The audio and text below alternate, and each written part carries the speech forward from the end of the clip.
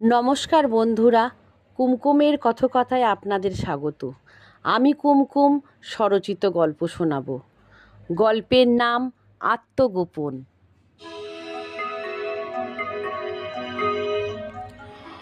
শহরে মাত্র 1 বছর এসেছে সন্তোষ। গ্রামের কলেজ পড়ুয়া যুবক এমএ পড়তে কলকাতায় এসে বউবাজারের একটি মেসে উঠেছে। শহরের মাঝে সুন্দর সাজানো গোছানো বিশ্ববিদ্যালয়, বড় বড় ক্লাসরুম, ডায়াসের উপরে চেয়ারে বসে প্রৌঢ় অধ্যাপক সামনের টেবিলে হাত ছাড়িয়ে রোল কল করছেন এক মনে।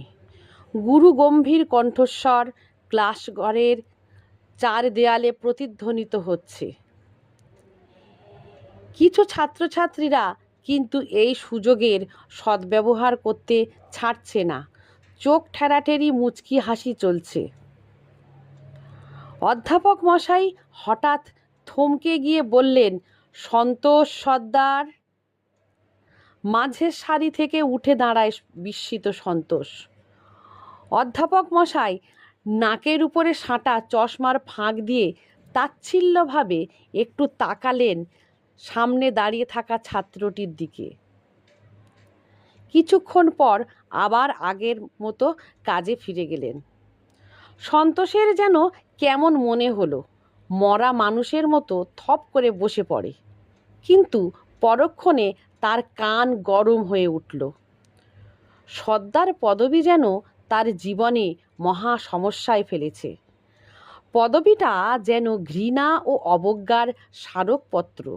সহপাঠীরা এমন ভাব করে যেন সর্দার একটা পদবিই নয়, আর সর্দার যাদের পদবি তারা যেন সভ্য মানুষ নয়। এই পদবি যে এত কিছু আছে তা সে আগে জানতো না। সমাজে কোনো কোনো শ্রেণী আছে যারা পদবীর জন্য বুক ফুলিয়ে চলে। জাত কুল শীল যেন পদবীর খোলসে ঢাকা আছে। 5 ভাই ও বোনের সবার ছোট সন্তোষ, মায়ের নয়নের মণি। ছোটবেলায় দাদা দিদিদের সাথে সে বসবার চাটাই, স্লেট আর নামতার বই বগলে চেপে কোমর থেকে প্রায় গলে যাওয়া প্যান্ট ধরে ধরে গ্রামের প্রাথমিক স্কুলে যেত। তারপর একে একে পরীক্ষার গণ্ডি পেরিয়ে কেমন করে যে এই পর্যায়ে এসে দাঁড়িয়েছে সেটাই বিস্ময়কর। তবুও তার জীবনে মায়ের অবদান অস্বীকার করা যাবে না। অভাবের সংসার, হাঁস মুরগির ডিম, গরু ছাগলের দুধ ঘুঁটে বিক্রি করা পয়সায় মা বরাবর পড়াশোনার খরচ চালিয়ে এসেছেন, আর সন্তোষ মেধার জোরে পৌঁছে গিয়েছে বিশ্ববিদ্যালয়ের দরজায়।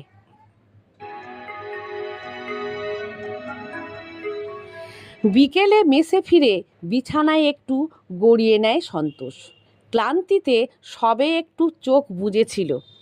পাশের ঘরের তরুণ এসে খবর দেয়, মেসে একটা মেয়ে এসেছে তার সঙ্গে দেখা করতে।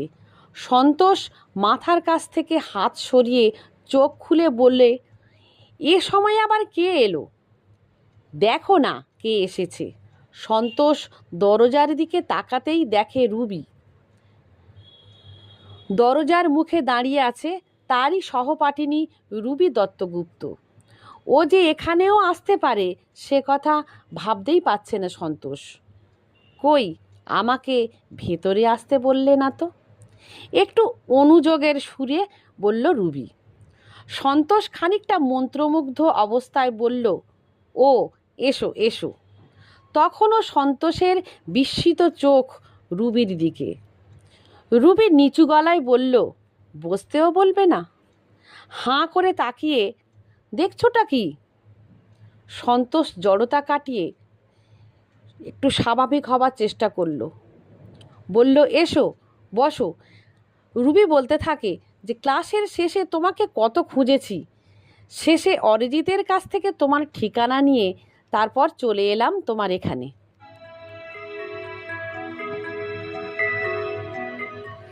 এই মেসটি মূলত ছাত্রদের জন্য হলেও বিনোদবাবু তারাপদবাবু ও সনাতন বাবুর মতো বয়স্ক বাসিন্দারাও আছেন, চাকরি করেন।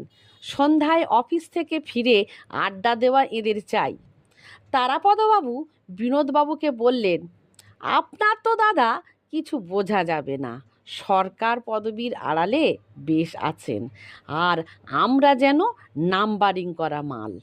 স্কুল কলেজ বলুন আর অফিস কাছারিই বলুন, শুধুমাত্র এই সর্দার, বিশ্বাস, হালদার, হাওলাদার পদবীর জন্য সব জায়গায় জবুথবু।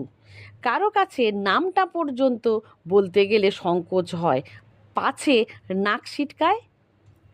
বিনোদবাবু ইজি চেয়ারে আধশোয়া অবস্থায় বিড়িতে শুকটান দিয়ে বললেন, আর তা যা বলেছেন তারাপদবাবু, বাবা আমার বুদ্ধিমান মানুষ ছিলেন, তা না হলে সর্দার পদবী পাল্টে সরকার করেন। এই জন্যেই তো অন্তত ওই ধরনের ঝামেলা আমার নেই।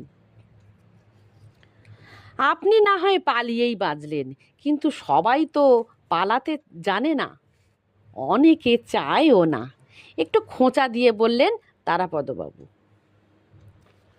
তবে বীরের মতো রণক্ষেত্রে যুদ্ধ করুক, একটু উদাসভাবে বললেন বিনোদবাবু। কিন্তু দাদা একটু ভেবে দেখুন তো সমাজের অবস্থাটা। সিনেমা, থিয়েটার, টিভি সিরিয়ালের চরিত্রগুলো দেখেছেন? আমাদের মতো পদবীদের নামগন্ধ নেই, সব কুলীন পদবীওয়ালা। সাহিত্যিকরাও আমাদের কথা এড়িয়ে চলেন, আর আমরাও কেমন দেখুন এসবে কেমন অভ্যস্ত হয়ে গেছি। অবশ্য আমরা আবার কেউ কেউ বুঝেও বুঝি না। এমনকি কিছুদিন আগেও ভাবতাম, আহা কি সুন্দর সব পদবী, আমার যদি থাকতো অন্তত উচ্চারণ করেও সুখ পেতাম। বিনোদবাবুর কোনো প্রতিক্রিয়া হচ্ছে না দেখে তারাপদবাবু আবার বলতে লাগলেন যে কী সমাজ ব্যবস্থা দেখুন, এই পদবী দেখে কোন মানুষ বনেদি, কোন মানুষ সম্ভ্রান্ত বিচার করা হয়। কি বলো হে সনাতন মাস্টার, তোমার বাপু সারাদিন খবরের কাগজ দেখেও হয় না, কি অত মনোযোগ দিয়ে দেখো বলো তো। তারাপদবাবুর কথায় মুখের সামনে থেকে দৈনিক কাগজটা সরিয়ে সনাতনবাবু বললেন, এই একটু আগে যা বললেন আমরা কেউ কেউ বুঝেও বুঝি না। কী রকম? জিজ্ঞাসু হয়ে উঠলেন বিনোদবাবু। কী রকম এই খবরটা পড়ুন তো। কথা বলে সনাতনবাবু বিনোদবাবুর দিকে দৈনিক খবরের কাগজটি এগিয়ে দিয়ে বিনোদবাবু খুব মনোযোগ দিয়ে পড়ে মুখ তুললেন। বলুন তো কি বুঝেছেন এবার? বললেন সনাতনবাবু। কি আবার, এক জায়গায় ডাকাতি হয়েছে, তাতে পুলিশ নিষ্ক্রিয়, ওই যা সচরাচর ঘটে থাকে আর কি। মানে যা বলতে চাইছি তার কিছুই বোঝেননি, বললেন সনাতনবাবু। তিনি আবার বললেন, দেখুন তো ওই ঘটনায় যাদের সাক্ষাৎকার নেওয়া হয়েছে তারা সবাই কুলীন পদবীওয়ালা কিনা। আচ্ছা, দেশে কি মানুষ নেই? সব খবরই দেখবেন একই ব্যাপার।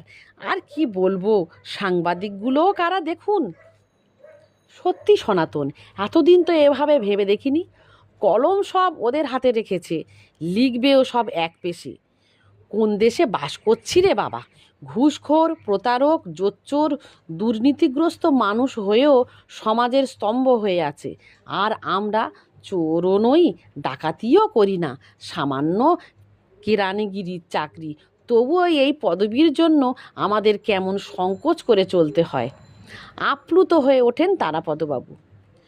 বয়স্কদের আলাপ আলোচনার মাঝে সন্তোষ ঘরে এসে বই খাতাগুলো টেবিলের ফেলে চেয়ারে থপ করে বসে পড়ে।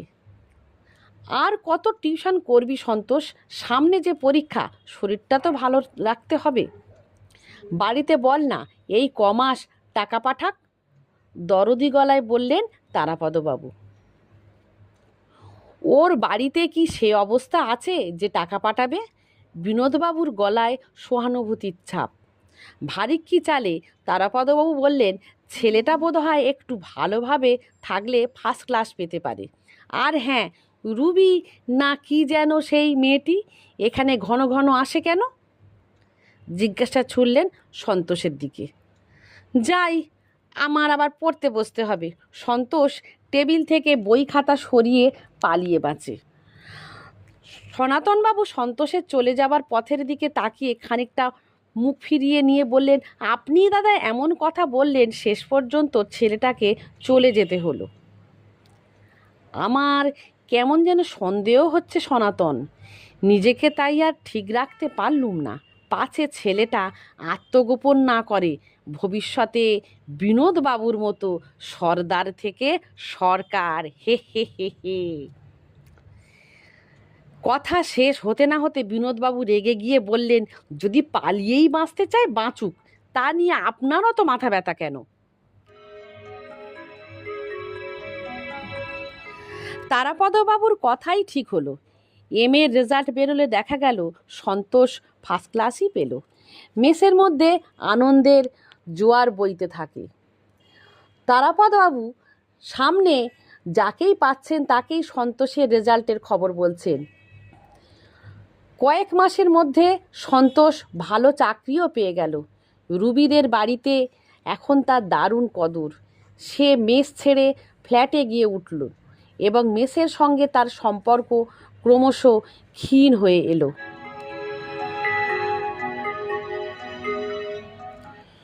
রুবির নিজে হাতে তৈরি ফুল গাছের টব দিয়ে সাজানো ছাদ। মুগ্ধ সন্তোষ রুবির রুচিবোধের তারিফ করল মনে মনে। একসময় রুবি খুব নরম গলায় বলল, সন্তোষ, কি বলো না, আগে বলো, আমার কথা রাখবে? ও হো, কি করতে হবে আগে বলবে তো? রুবি পিছন ফিরে আমতা আমতা করে বলল, তেমন কিছু না, তবে কি না সবাই দারুণ খুশি হবে তোমার উপরে। কি বলতে চাও একটু স্পষ্ট করে বলবে প্লিজ রুবি? এই তেমন কিছু নয়, তবে বাবা বলছিলেন তোমার পদবিটা বদলে। কথা শেষ হবার আগেই সন্তোষ ঘুরে দাঁড়িয়ে খানিকটা হুঙ্কার দিয়ে বলল, না। অত চড়ছ কেন? আবার বলে, প্লিজ সন্তোষ, তুমি রাজি হও, তাছাড়া পদবি পাল্টালে তো কোনো ক্ষতি হবে না, বরং মর্যাদা কিছুটা বাড়বে। প্লিজ সন্তোষ। না, কিছুতেই না, এ হতে পারে না। রুবি কিছুটা ধমক দেবার সুরে বলল, কি হতে পারে না? আর না হবার কারণটাই বাকি। সন্তোষ চিৎকার করে বলল, আমি পদবি পাল্টাবো না। রুবি এবার নিজ মূর্তি ধরে বলল, তাই বলে ওই পদবিটা আঁকড়ে থাকবে ছোট লোকদের মতো? আর আমি পরিচয় দেব কেমন করে? আহস সন্তোষ সজোরে একটা চড় কষিয়ে দিল রুবির গালে।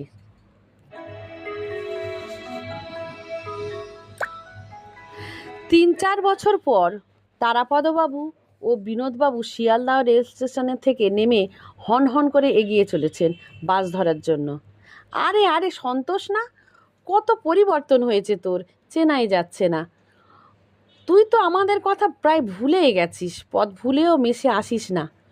কুশল বিনিময়ের পর তারাপদবাবু তার বন্ধু পরিতোষবাবুর দিকে তাকিয়ে ফিরে বললেন, জানো পরিতোষ, এ আমার ভাইয়ের মতো থেকেও বেশি।